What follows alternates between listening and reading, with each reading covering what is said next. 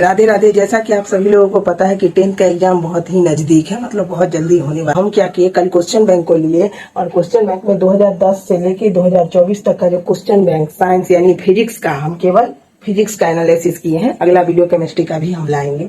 तो साइंस का जो फिजिक्स था हमारा 2010 से लेके 24 यानी 14 साल का, वो सारे क्वेश्चन को हम क्वेश्चन बैंक से एनालिसिस किए। क्यों?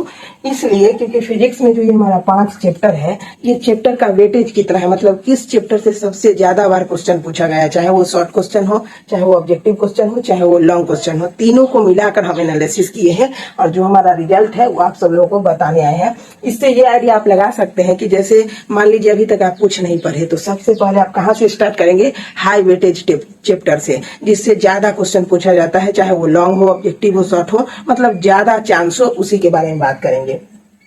पहला चैप्टर है हमारा प्रकाश का परावर्तन तथा अपवर्तन। इंग्लिश वालों के लिए light reflection and refraction. Chapter का नाम आप इंग्लिश में ट्रांसलेट कर लीजिए, बाकी दोनों लोग इस वीडियो को देख सकते हैं। पहला चैप्टर है प्रकाश का परावर्तन तथा अपवर्तन। इसमें से अभी तक की जो 14 साल का हमारा एनालिसिस है 2010 से लेकर 24 तक, ये हम क्वेश्चन बैंक से बैठ के किए हैं। उसमें ऑब्जेक्टिव क्वेश्चन अभी तक 15 पूछा है, मतलब कि ये जो प्रकाश का परावर्तन चैप्टर है इसमें 15 ऑब्जेक्टिव क्वेश्चन अभी तक पूछा है।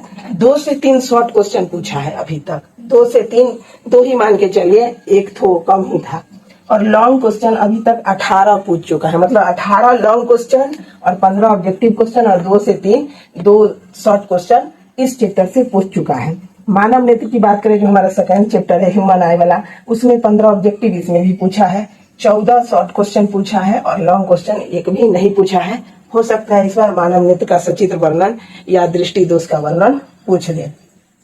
तो लॉन्ग क्वेश्चन में 0 है, यानी कि लॉन्ग क्वेश्चन एक भी नहीं पूछा है। ऑब्जेक्टिव 15 पूछा है और शॉर्ट क्वेश्चन 14 क्वेश्चन पूछ चुका है। अगला चैप्टर हमारा विद्युत इलेक्ट्रिक जो चैप्टर है, उसमें भी ऑब्जेक्टिव कितना है? 15 ऑब्जेक्टिव है और शॉर्ट क्वेश्चन है 14 शॉर्ट क्वेश्चन भी है और लॉन्ग 3 क्वेश्चन पूछ चुका है। अभी तक 14 साल में 3 क्वेश्चन पूछ चुका है।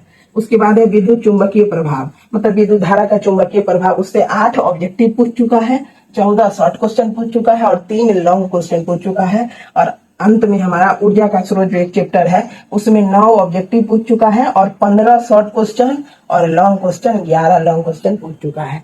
अब इसमें हाई वेटेज की बात, सबसे ज्यादा लॉन्ग क्वेश्चन अगर किसी चैप्टर से आता है तो प्रकाश से आता है। उसके बाद ऊर्जा का स्रोत से विद्युत तापीय यंत्र इसी के बारे में आता है और इसमें तो बहुत लेंस सूत्र, दर्पण सूत्र, R बराबर 2F, स्फेरिकल गोलीय दर्पण के प्रकार, बहुत कुछ बनता है। तो वेटेज के अनुसार अगर लॉन्ग क्वेश्चन के आधार पर देखिए तो सबसे ज्यादा जो क्वेश्चन आएगा प्रकाश के परावर्तन तथा अपवर्तन से। 14 साल में 18 लॉन्ग क्वेश्चन, यानी कि कम से कम हर साल 1 या 2 क्वेश्चन इससे लॉन्ग में रहता ही है। उसके बाद ऊर्जा के स्रोत से ये भाषाई क्वेश्चन है, इसमें कैलकुलेशन, इसमें भाषाई है।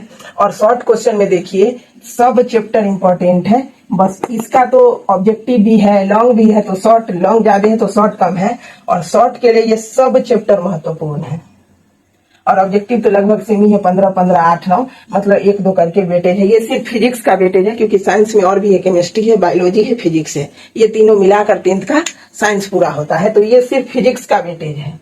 अब आप इससे अंदाजा लगा लीजिए कि कौन कौन से चैप्टर आपको पहले पढ़ना है। हम तो सजेस्ट करेंगे पहले लाइट यानी इसके बारे में पढ़िए। हो सकता है मानव नेत्र से इस बार लॉन्ग क्वेश्चन आ जाए, मानव नेत्र का सचित्र वर्णन या दृष्टि दोष किसे कहते हैं, जरूर आएगा इस बार। तो यही है वेटेज। बाकी वीडियो कैसा लगा वो जरूर बताइएगा और सबसे पहले आप इसका स्क्रीनशॉट लेकर के रख लीजिए